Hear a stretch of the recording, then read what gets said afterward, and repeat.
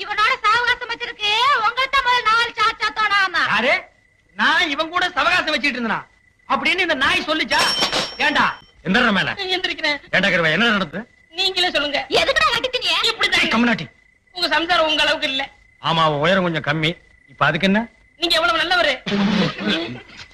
So மேல நீங்க என்ன சொன்னீங்க?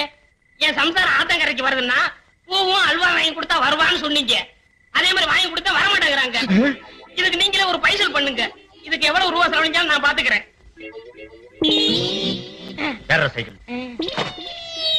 அண்ணே இவங்க வரல. என்ன மாட்டி விடுங்க.